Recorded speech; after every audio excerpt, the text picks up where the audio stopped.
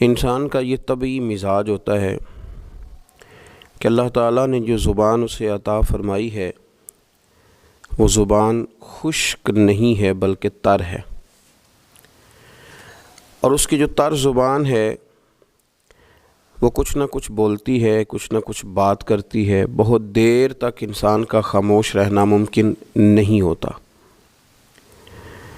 چونکہ اس کی زبان کے اندر اللہ تبارک و تعالیٰ نے خشکی نہیں رکھی، تری رکھی ہے، تو وہ کچھ نہ کچھ بولتا ہے، کچھ نہ کچھ کہتا ہے،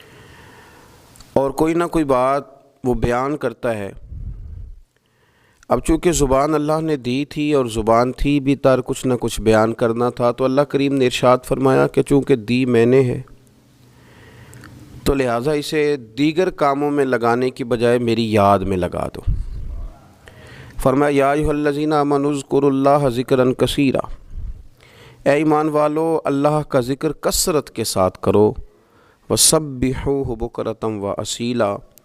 اور صبح و شام اللہ ہی کی پاکیزگی بیان کرو، اسی کی پاکی بیان کرو۔ صبح سے لے کر شام تک گفتگو کے کلاوے ملانا، لمبی چوڑی باتیں کرنا، اس میں جھوٹ کی آمیزش کا ہو جانا، غیبت کا شامل ہو جانا، بہت ساری آلائشوں سے اپنی زبان کو بھر لینا، منع فرما دیا، میں حکم دے دیا کہ تم اس طرح کرو، تم میری یاد میں لگ جاؤ، تم صبح و شام میری پاکی بیان کرو، تم میری طرف متوجہ ہو جاؤ۔ رسول کائنات صلی اللہ تعالیٰ علیہ وآلہ وسلم کی بارگاہ عالی مرتبت میں، عزت و عظمت میں ایک بوڑھے صحابی حاضر ہوئے اور عرض کی یا رسول اللہ صلی اللہ تعالیٰ علیہ وسلم، میں بڑی دور سے آیا ہوں، پتہ نہیں دوبارہ آپ کی زیارت مجھے نصیب ہو سکے کہ نہ ہو سکے۔ یا رسول اللہ صلی اللہ علیہ وسلم، مجھے کوئی ایک ایسی بات ارشاد فرما دیں کہ جو مجھے کفایت کر جائے، یعنی اس سے میری دنیا بھی بن جائے اور میری آخرت بھی بن جائے، ایک بات۔ تو نبی پاک صلی اللہ علیہ وسلم نے فرمایا تیری زبان ہر وقت اللہ کے ذکر سے تر رہنی چاہیے، یہ بات تجھے کفایت کر جائے گی، تیرا فائدہ کر جائے گی، دنیا اور آخرت میں تجھے نفع دے جائے گی۔ اسلام نے ہر وقت ذکر الہی کا حکم دیا، سونے کے وقت کی دعا بھی سکھلائی، اٹھتے وقت کے الفاظ بھی سکھائے۔ اسلام نے کہا کہ کھانا کھانا ہے تو بسم اللہ شریف سے شروع کر لینا، اور جب ختم کرنا تو الحمدللہ پہ ختم کر لینا۔ جب تمہیں کوئی چیز بھلی لگے تو پھر ماشاءاللہ کہہ لینا، جب کوئی مصیبت آئے تو انا للہ و انا الیہ راجعون پڑھ لینا، اور جب سیڑھیاں چڑھنے لگو تو اللہ اکبر کہا جائے، اور اونچائی سے اترنے لگو تو سبحان اللہ کہا جائے۔ گویا ہر موقع پر اللہ کی یاد کو، اللہ کے ذکر کو، رب کریم کو ہمیشہ یاد رکھا جائے۔ رسول کائنات صلی اللہ علیہ وسلم کے بارے میں سیدہ طیبہ طاہرہ حضرت عائشہ صدیقہ رضی اللہ تعالیٰ عنہ فرماتی ہیں کہ اللہ کے رسول علیہ السلام ہر وقت اپنے رب کو یاد کرتے تھے، ہر وقت حضور اپنے رب کو یاد کرتے تھے، ہر وقت اللہ کے محبوب صلی اللہ علیہ وسلم کی زبان اطہر پر اپنے رب کریم کا ذکر رہتا تھا۔ تو کثرت کے ساتھ ذکر کرنا اور ذکر کو اپنی طبیعت کا حصہ بنا لینا۔ آپ کتاب و سنت کا جب مطالعہ کرتے ہیں تو آپ غور فرمائیں کہ نبی پاک صلی اللہ علیہ وسلم نے مختلف صورتوں کے فضائل بیان کیے، پھر نبی پاک علیہ السلام نے اللہ کے مختلف اسماء کا، مختلف ناموں کی فضیلت بیان کی۔ فرمایا جو آدمی سبحان اللہ کہتا ہے اسے 30 نیکیاں ملتی ہیں، اور جو تسبیح فاطمہ ہی پڑھ لے رضی اللہ تعالی عنہا، تسبیح فاطمہ یعنی 33 بار سبحان اللہ، 33 بار الحمدللہ، 34 بار اللہ اکبر، جو شخص یہ پڑھ لے اس کے گناہ سمندر کی جھاگ کے برابر بھی ہوں۔ سمندر کی جھاگ کون ماپے گا کہ سمندر کہاں سے چلا اور کہاں پہنچا؟ تو فرمایا سمندر کی جھاگ کے برابر بھی اگر اس کے گناہ ہوں گے، اتنا بڑا پاپی بھی ہو، تو یہ اللہ کا ذکر کرنے کی برکت سے، تسبیح فاطمہ پڑھنے کی برکت سے اللہ اس کے گناہوں کو معاف فرما دے۔ تو حضور سید عالم صلی اللہ تعالیٰ علیہ وسلم نے ذکر کی فضیلت بیان کی۔ نبی پاک صلی اللہ علیہ وسلم نے بہت سارے اسماء تھے جن کی عظمت، عزت، رفعت بیان کی، فرمایا اس کے ساتھ اللہ کا ذکر کرو۔ صورتوں کے فضائل بیان کی۔ ہمارے ہاں میں نے دیکھا ہے کہ بعض واعظین اور بعض نقیب حضرات یا بعض ایسے لوگ جو بات کرتے ہیں تو اگر ان کی بات توجہ سے نہ سنی جائے تو وہ خود کئی دفعہ کہہ دیتے ہیں کہ میری بات ضائع نہ کر دینا، میرا جملہ ضائع نہ کر دینا۔ وہ سمجھتے ہیں کہ یہ بڑی اہم بات تھی جو میں کرنے جا رہا ہوں، اور کئی لوگ آپ ان کی بات توجہ سے نہ سنیں تو ان کے چہرے پر اظہار ناراضگی نمایاں ہو جاتے ہیں کہ یار میں بات کر رہا تھا، اس بندے نے توجہ ہی نہیں کی۔ تو نبی پاک صلی اللہ علیہ وسلم کی جو باتیں ہیں، جو حضور نے فضائل بیان کیے کہ لا حول ولا قوت الا باللہ تمہیں غموں سے نجات دے گا، اور نبی پاک صلی اللہ علیہ وسلم نے یہ جو فضیلت بیان کی کہ جب تم کہتے ہو سبحان اللہ و بحمدہ سبحان اللہ العظیم تو زمین آسمان کے درمیان جتنی جگہ ہے اتنا اللہ تمہیں اجر کا بھر کے جو ہے وہ عطا فرماتا ہے اپنے فضل سے۔ تو یہ جو حضور نے مختلف اذکار کی فضیلتیں بیان کی، جو نبی پاک صلی اللہ علیہ وسلم نے پہلا کلمہ شریف کے بارے میں فرمایا کہ یہ سب سے افضل کلمہ ہے، اور سب سے افضل دعا کے بارے میں فرمایا کہ الحمدللہ کہنا سب سے افضل دعا ہے۔ تو یہ اذکار کے جو فضائل حضور نے بیان کیے تو کیا معاذ اللہ ہم ان کو ضائع کریں گے؟ ان باتوں کو نہیں، ایک عام آدمی کی بات تو ضائع کی نہیں جا سکتی، تو رسول کریم صلی اللہ علیہ وسلم کی بات کو کیا ضائع کیا جائے گا؟ تو پھر جو بات سمجھنے کی ہے، جو بات غور کرنے کی ہے، جس پر ہمیں خاص توجہ دینی ہے، وہ یہ ہے کہ ہم ہر اس فضیلت کو ڈھونڈیں، تلاش کریں جو نبی پاک نے بیان فرمائی، اور پھر ہم اس فضیلت کی روشنی میں ان اذکار کو کرنے کی کوشش کریں، ان ساری باتوں کی طرف توجہ کریں۔ اور جب آپ اللہ کا ذکر کر رہے ہوتے ہیں نا، تو جس طرح آپ کے وجود کی غذا ہے، روٹی، کھانا، پانی، ہوا، صحت، سانس، یہ آپ کے وجود کو زندہ رکھتی ہے، تو ایک روح کی غذا ہے۔ روح کی غذا ہے رب کریم کا ذکر، اللہ کی یاد۔ ہمارے ہاں زیادہ تر یہ ہوتا ہے کہ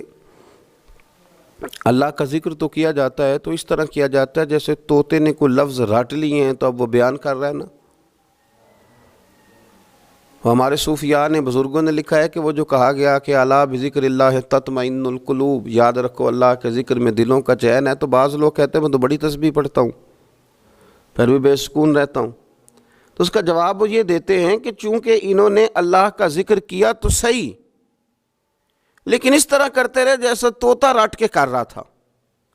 اگر غور کرتے اس بات پر، توجہ دیتے اس بات پر، اگر ان کا یہ ایک ذہن بن جاتا کہ میں بھلا کیا کہہ رہا ہوں، جب ان کی زبان سے نکلتا سبحان اللہ، تو پھر غور کرتے کہ میں نے یہ کہا ہے کہ اللہ پاک ہے، اللہ پاک۔ اب یہ چیز جب ان کے ذہن کے اندر، ان کے دماغ سے، ان کی روح سے ٹکرائے گی،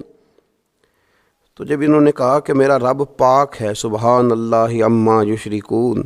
وہ پاک ہے ان چیزوں سے جن سے لوگ اس کے ساتھ شرک کرتے ہیں، تو اب جب کہا کہ وہ پاک ہے اور اس نے جو چیز بنائی ہے وہ حسین و جمیل ہی بنائی ہے، ہر عیب سے پاک ہے، وہ اس نے ہر چیز بہترین نقش و نگار کے ساتھ بنائی ہے، تو بتائیے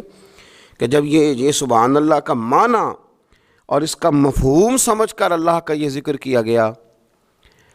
تو اب اس طرح نہیں ہو گیا کہ جیسے پورے وجود کے اندر خوشبو بکھر گئی ہو، اب یوں نہیں محسوس ہو گیا کہ جیسے بالکل ساری طبیعت ٹھنڈی اور پھولوں کی طرح ہو گئی، اب ایسے نہیں محسوس ہو گیا کہ جیسے اللہ نے ایک قوت، طاقت اور روحانیت عطا کر دی۔ اور پھر جب کسی شخص نے کہا کہ الحمدللہ، تمام تعریفیں اللہ کے لیے، تو اب آپ اندازہ فرما لینا کہ وہ کتنا عظیم اور کتنا بڑا مالک ہے کہ کہا جا رہا ہے کہ میں کسی کی کوئی جھوٹی تعریف نہیں کروں گا، مجھ سے کسی کی خوشامد نہیں ہوتی، اور کوئی کتنا بھی اونچا چلا جائے یہ ساری تعریفیں کمزور ہیں، حدود والی ہیں، ایک رب ہے الحمدللہ جس کے لیے تمام تعریفیں، تمام تعریفیں اسی رب کے لیے۔ اور جب کہا اللہ اکبر، اللہ بہت بڑا ہے، جب اس کی زبان سے یہ جملے نکلتے ہیں تو آپ ذرا غور فرمائیں کہ وہ کہاں پہنچ جاتا ہے۔ وہ پھر کیا کبھی کسی سے ڈرے گا؟ وہ کسی چیز کا خوف طاری کرے گا؟ کوئی چیز ایسی ہوگی جو اس کے نفسیات پر حاوی ہو سکے؟ سب سے بڑا تو اللہ ہے، تو وہ کبھی بھی کسی بڑے آدمی کے رعب کا شکار نہیں ہوگا، وہ کبھی کسی کی دولت، کسی کا اقتدار، کسی کی قوت اور کسی کی ظاہری طور پر تھوڑی بہت چمک اسے خیرہ نہیں کر سکے گی، اس لیے کہ وہ جانتا ہے کہ اکبر صرف اللہ ہی ہے۔ تو اب اس کے اندر بہت بڑی طاقت آئے گی، بہت بڑی ہمت آئے گی، وہ بہت زیادہ اپنے آپ کو قوت والا محسوس کرے گا۔ تو یہ جب تھوڑا سا غور کرتا ہے کہ میں کیا کہہ رہا ہوں، میری زبان سے کیا نکل رہا ہے، تو پھر یہ ذکر الہی اس کو ٹھنڈک دیتا ہے، پھر اس کو سکون دیتا ہے، پھر اس کو قوت ملتی ہے۔ اس لیے میرے نبی پاک صلی اللہ علیہ وسلم نے فرمایا، یہ بخاری مسلم کی حدیث ہے، نبی پاک صلی اللہ علیہ وسلم نے فرمایا اس کی مثال جو رب کا ذکر کرے اور اس کی مثال جو اللہ کا ذکر نہ کرے، مثل الحی والمیت، ان لوگوں کی مثال کی طرح ہے جو زندہ اور مردہ ہوتے ہیں۔ گویا ذکر کرنے والا زندہ ہے، ذکر کرنے والا زندہ ہے، اور ذکر نہ کرنے والا ہواؤں میں اڑ رہا ہے، کروڑوں روپے اس کی جیب میں پڑے ہوئے ہیں، لاکھوں کا سرمایہ ہے، بہت سارے لوگ جانتے ہیں، وہ محسوس کرتا ہے کہ بڑا جانا پہچانا جاتا ہوں، بڑا سمجھا سکھایا جاتا ہوں، بڑے لوگ میرے نام سے آگاہ ہیں، شعوری طور پر میں ایک بڑا آدمی ہوں، لیکن ہے مردہ، اس لیے کہ زندگی تو زندہ دلی کا نام ہے۔ مردہ دل کیا خاک جیا کرتے ہیں، زندہ وہ ہے جس کا مصلی آباد ہے، زندہ وہ ہے جس کی زبان اللہ کو یاد کرتی، زندہ وہ ہے جس کا کبھی کبھی دل کرتا ہے کہ آج قرآن شریف کھول لوں، زندہ تو وہ ہے جس کی طبیعت چاہتی ہے کہ یار آج لاؤ نا تسبیح، تھوڑا سا درود و سلام اپنے محبوب پہ پڑھوں، زندہ تو وہ ہے جو کبھی کبھی اس کی یاد میں محو ہو، اکیلے بیٹھا بھی ہو تو پھر بھی اس کی زبان پہ ذکر اور آنکھوں میں آنسو جاری ہو جاتے، جس کو یاد کر کے محو ہو جاتا ہے۔ یاد رکھیں، ذکر الہی انسان کو زندہ رکھتا ہے، توانائی دیتا ہے، روحانیت دیتا ہے، اس کو سکون کی دولت دیتا ہے۔ اپنے معاملات کو جب ترتیب دیں تو اذکار کی پابندی کریں۔ ہمارے جو طریقت کے سلسلے ہیں نا، یہ بنیادی طور پر طریقت کے سلسلے دو کام کرتے ہیں، ایک تو عقیدے کو پختہ کرتے ہیں، نظریات کی صفائی کرتے ہیں۔ جو کمزور یقین والے لوگ ہوتے ہیں ان کا یقین پختہ کرتے ہیں، جو رب کی بارگاہ سے دور ہوتے ہیں ان کے دلوں میں اللہ کی چاہت پیدا کرتے ہیں۔ یہ حکمت کے ساتھ، دانائی کے ساتھ لوگوں کی تربیت کرتے ہیں اور لوگوں کی روحوں کے اندر مستند صحیح عقائد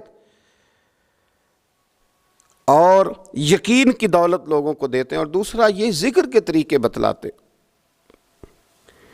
یہ لوگوں کو اذکار کی طرف مائل کرتے ہیں، جو لوگوں کا شوق، ذوق، مزاج ذکر کی طرف مائل کرتے ہیں۔ عقیدے کی پختگی دینا اور لوگوں کو اللہ کی یاد میں لگا دینا۔ الف اللہ تے چنبے دی بوٹی تے میرے من وچ مرشد لائی ہو، نفی اسبات، یعنی لا الہ الا اللہ، لا الہ نفی ہے، الا اللہ اس بات ہے، نفی اسبات دا پانی ملیا تے ہر رگے ہر جائی ہو، تے اندر بوٹی مشک مچایا تے جاں پھلاں تے آئی ہو، تے پھر جیوے مرشد کامل باہو جس اے بوٹی لائی۔ تو یہ یاد رکھ لیں کہ صوفیہ مختلف اذکار بتلاتے، آپ کسی بھی سلسلہ طریقہ سے وابستہ ہوتے ہیں تو آپ کو کچھ پڑھنے کو بتایا جاتا ہے۔ اب کیا ہم نے اس بات کو سمجھا ہی نہیں، ہم نے یہ توجہ ہی نہیں کی کہ ہم شیخ کی بارگاہ میں گئے تھے تو انہوں نے ہمیں کچھ پڑھنے کو، کہیں بھی آپ جائیں آپ کو کوئی استغفار بتا دے گا، کوئی کلمہ شریف بتا دے گا، کچھ نہ کچھ بتایا، لیکن ہم نے کیا کیا؟ ہماری اذکار کی جانب توجہ نہیں رہتی، ہم ذکر نہیں کرتے۔ ہمارے لیے جو کام سب سے مشقت والا ہے وہ ہے ذکر۔ اچھا، بڑا عجیب آدمی ہے نا جو کسی کالج میں یونیورسٹی میں داخلہ لے اور چاہتا بھی پاس ہونا ہے، پر کتاب کھول کے نہیں دے کے پڑھنا چاہتا، نمبر بھی چاہتا ہے میرے 100% ہوں، لیکن کہتا ہے مجھے کتاب نہ پڑھنی پڑے، تو یہ تو بیوقوفی ہے نا۔ آپ کو نصاب پڑھنا ہے اور نصاب کی تیاری کرنی ہے اور پھر نصاب کے مطابق آپ کو چلنا ہے، آپ کا ایک نصاب ہے۔ تو طریقت ایک یونیورسٹی کا نام ہے، جب آپ طریقت کے شعبے میں داخلہ لیتے ہیں تو آپ کو اذکار بتائے جاتے ہیں، آپ کو وہ اذکار کرنے ہیں، وہ وظائف پڑھنے ہیں، ان پر آپ کو توجہ دینی ہے، ان پر آپ کو غور کرنا ہے۔ تو ذکر جب آپ کریں گے تو پھر آپ کو بہت ساری ایسی چیزیں نصیب ہوں گی جن کا نفع ہوگا۔ تو ہمارے صوفیاء ایک تو تنہا ذکر کرتے، پھر اجتماعی ذکر کا بھی سبق دیتے۔ رسول اللہ صلی اللہ تعالیٰ علیہ وسلم نے فرمایا جب کوئی قوم اللہ کے ذکر کے لیے بیٹھتی ہے تو فرشتے انہیں گھیر لیتے ہیں، رحمت انہیں ڈھانپ لیتی ہے، اور حضور فرماتے ہیں ان پر سکینہ اترتا ہے اور وہ ایک جماعت میں بیٹھ کے اللہ کا ذکر کر رہے ہوتے ہیں اور اللہ فرشتوں کے سامنے ان کا تذکرہ کرتا ہے، فرشتوں کے سامنے۔ تو ایک تو انفرادی ذکر، پھر جو مجالس سے ذکر ہیں، محافل ذکر ہیں، ان کی افادیت یہ ہے کہ جب جمع ہو کر کے لوگ بیٹھتے ہیں تو پھر ان پر اللہ کی رحمت چھا جاتی، پھر اللہ کا فضل ان کی نگہبانی اور خبرگیری کرتا ہے۔ اپنی زبان کو ذکر سے تار رکھیں، جہاں بیٹھیں اجتماعی طور پر وہاں بھی اللہ کی یاد کے ساتھ بیٹھیں، رب کریم کا ذکر کریں۔